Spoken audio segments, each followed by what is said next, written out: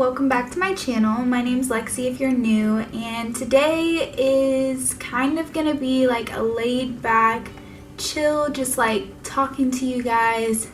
I'm in this kind of mood to where I feel like I can just pour my heart out to everyone, and I just want to have like a deep talk, not really deep, but just like a talk about my first semester of college, and hopefully I can give you guys some tips and advice on what you guys can do or what you guys can look forward to learning and overcoming in your first semester of college, because of course my experience is not going to be like yours, not exactly like yours at least. So I think it's kind of cool to get an insight on what you may experience or what you may learn throughout your first semester of college. So sorry guys, I kind of look rough today. It's like a rainy, gloomy day here in Texas, so I'm kind of just feeling, laid back. I just put some foundation on, mascara, and eyebrow gel, nothing too serious, so I apologize if the lighting's kind of weird and I look a little blue, but I just want to have this sit down talk with y'all. So it's kind of going to be like 10 things I learned in my first semester of college. So I wrote a few things down. And the first thing is something not so serious, but I did have a huge issue with it, and it's bringing too many clothes. Now I thought, oh my gosh, I'm gonna be like this stylish queen when I get to college, like I'm gonna dress up every day. No, you're not. It's not gonna happen. So I literally brought all my clothes that I thought were remotely stylish and cute, and I legit could not fit another hanger in. So it was not fun doing laundry and trying to hang my clothes back up because everything was just packed in, no room for anything else. So I promise you guys, you're not gonna wear everything you bring. Don't buy your textbooks before you go to class. Now I know you get the list of textbooks you need for your classes. I think it's like a couple weeks before you have class. Now you can I would suggest renting them if you know, if you look on Rate My Professor and they tell you that you do need the textbook, I would rent it if you can, because buying it, you don't use them. You don't use half of them. So what I did is I waited till syllabus week, and then my professor was like, oh, you need this one and this one. And then, for example, my political science teacher or professor, he had 2 textbooks. He had a workbook and he had a textbook. So the workbook you can't rent, you can buy it only because of course you have to work in it. And so I actually got mine online, but there was quizzes in there that you had to turn in and take.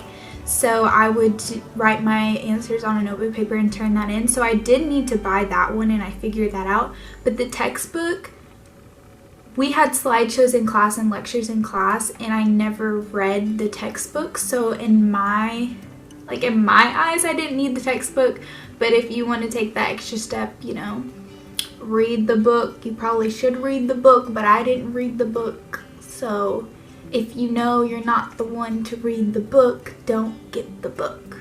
See what I'm saying? You picking up what I'm putting down.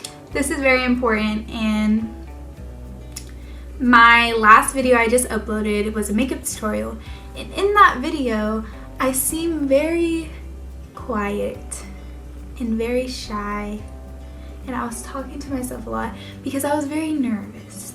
I'm not a makeup artist, so I didn't want it to come off as oh, I know what I'm doing, but I don't know. I still keep it up because it's just one of those videos you have to learn from, and I hope you guys did enjoy it, but it's not my proudest moment on YouTube. So I may came off as shy, which I am. I'm very shy, in public. I am.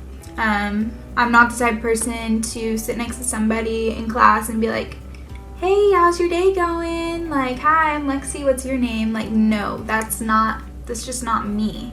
So what I learned is that I need to be that person. It is so, like, in the later weeks of my first semester, the last month of my first semester, I realized, like, just say hello to the person. Just say hi, and you never know what you can get out of that. Like, just say hi, how are you doing? And people, like, it will literally change your life. And I have actually learned, like, in college, I got to college, you'll be walking down a sidewalk, somebody will say, hey, how are you doing? Don't be afraid. Like, they're not gonna hurt you. Like, they are just saying hi. I mean, the way I grew up, I never saw that, I never learned that, I never just said hi to random people. Like, I know it's kind of like a manners thing, but I don't know. I was taught, like, mind my business, keep it moving, not everyone's gonna wanna, like, talk to you. So I think it's really cool, like, if you just say hi to your classmates, get to know the people who are sitting around you, and y'all can create study groups, y'all can get together, because it's very beneficial, and you will find yourself in other people, and that's what college is all about. It's about finding yourself. And so I think just a simple hello can start something that you never thought you could have or imagine. So I think that's super important, to just be you, be out there, just say hello. And they may be taken back, they may not say hi back, they may just be like, hi. Like, that's me, I just like, hi, because I'm so shy, but you never know, you know, just say hi, just be nice to people. The fourth thing I wanted to tell y'all, it's actually kind of 3 things. It all has to do with school. So I know at orientation, if you go to orientation or anything, they're gonna tell you go to office hours, go talk to your professor, get to know your professor. And I think this is really important. I went to office hours, I think, 2 times in my first semester, and it was not because I wanted to, it was because I had to. One was for my, it's like a freshman prep class. I had to go get a signature saying that I went to an office hour. So I didn't go because I wanted to. And the second one was I had to get a signature for my sorority. So, I suggest you go when you have any questions, and make sure it's not on the syllabus, because if it's on the syllabus, they're going to be upset. Or even just go, if you don't do so good on a test, if you just miss 1 question on a test, I dare you to go to your professor and ask them, what happened? What did I do wrong? Can you help me understand this? Can you help me understand this concept? And they will literally be so ecstatic and excited. And I literally went to my professor and she was like, oh my gosh, hi, how are you? Oh my god. Like, she hadn't seen a kid in like 7 years. And it's just like, they love seeing effort, they love getting to know you. And she told me that day, I have no doubt you're gonna get an A in this class. So there you have it. Go talk to them, get to know them. Some professors offer extra credit. Now, I did have a C in a class. I'm not very proud of that. I ended up making a B on my final grade, but I did have a C, and my professor offered extra credit. And it was a 2-page essay over Texas politics. Simple. Do the extra credit. Take the time, put it in as if it's a mandatory assignment, and do it. Because I gained I think I gained 12 points just from extra credit. I think I had like a 68 in the class, and he put in my extra credit, I had a 79. Yeah. So not sure how that worked, but I think he just gave it to me because he saw that I put in effort and I did the extra credit. Now, class, he said the exam was optional. So if you were happy with your grade, you didn't have to take the exam. It wouldn't hurt you, whatever. If you did take it and you did bad on it, it wouldn't hurt you. You would keep your grade you had. If you did good on it, he would raise your grade. So it was very easy for me to just be like, oh, optional, another exam off my checklist, don't have to do it. But no, I don't know what I got on that exam because it doesn't tell us. It just gave us our final grade. But I stayed up all night studying for that exam. Took it. He gave me a B. I had a 79. So that majorly affected my GPA for the final semester. So if you are on if you have a 69, if you have a 79, if you have an 89, if you have a 99, if you have a 99, you don't gotta take it. I'm not gonna be upset. You're good. You're Gucci. But if you have an 89, take it and get the A. That's a 4.0 GPA. Come on. So I was really happy that he gave me that B, even though I may not have done good on the exam. He saw that I took the initial effort to even take the exam to try and hold my grade. So I think that's very crucial to just go ahead, take the exam. If you do bad, it won't hurt you, but if you do good, hey, it's an extra point. The next thing I want to talk about, I think this is the 6th thing, is don't be afraid to do stuff alone. Now, when I got to college, I had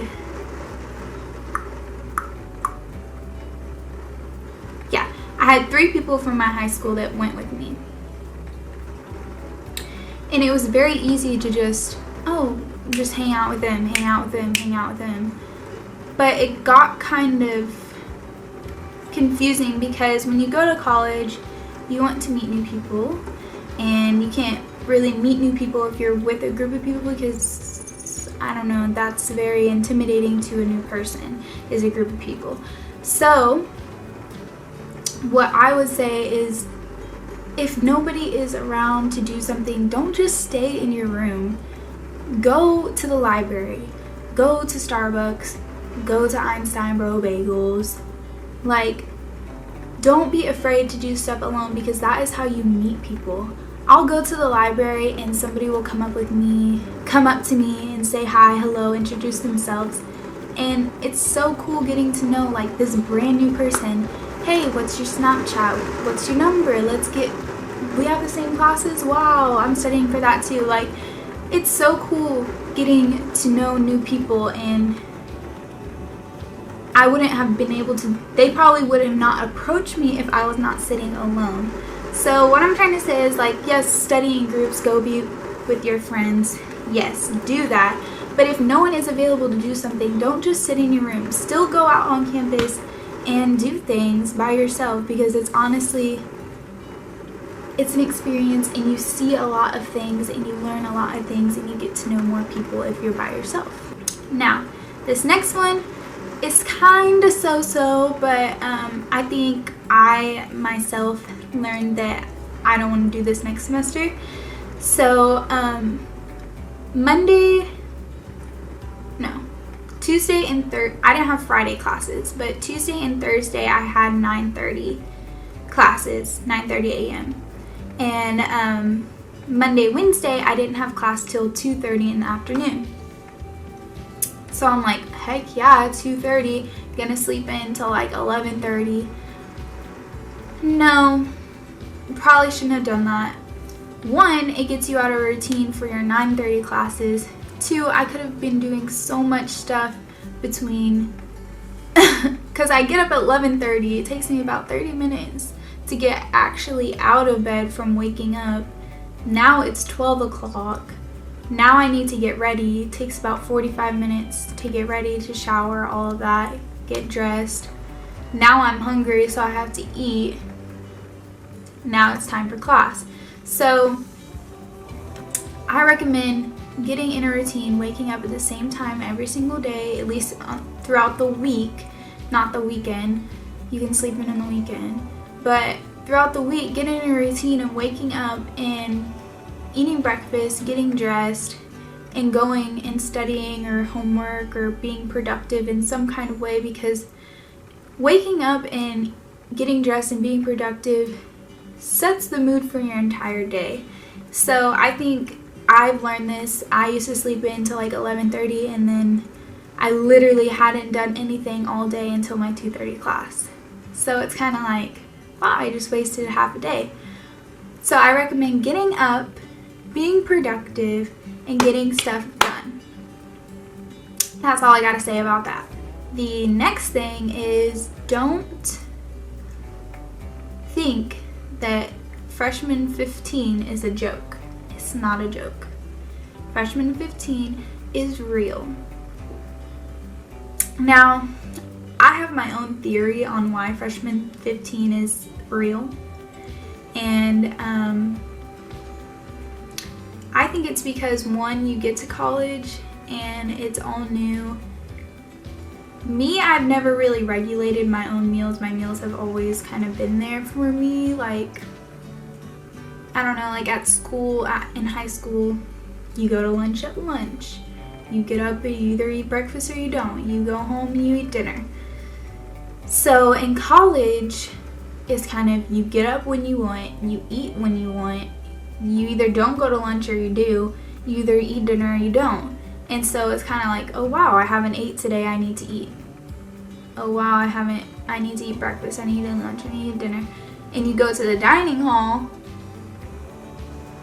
and the dining hall isn't very, like, the healthy foods don't look good, so they always have french fries and burgers, so it's easy to just get a plate of french fries, a burger, hot dog, a sandwich. So it gets very real. And you find, oh, and there's always dessert, a whole spread, anything you want. There's always ice cream. So it's kind of like, you know, when you go on vacation and, you know, you eat a lot, it's kind of like, at first, a vacation where you're just like, oh wow, there's always food. But anyways, just watch where you're eating. When you go into the dining hall and you know you've had french fries for 3 weeks straight, maybe don't get french fries. I don't know. Maybe, just a thought, don't get french fries every single day. The last thing I want to talk about is kind of like the overall theme of this, but it's getting involved. So I was a dancer. I was on my drill team for in high school my senior year. So I really fell in love with dance. So I thought, oh, I want to try out for the dance team at SFA. So I get prepared, you know, I go and in my Get to Know Me tagger, I said it in one of my videos where I didn't really feel I had the skills that the girls had, so I didn't try out. I just went to one of the camps, but I was like, okay, so I'm not gonna dance, what am I gonna do?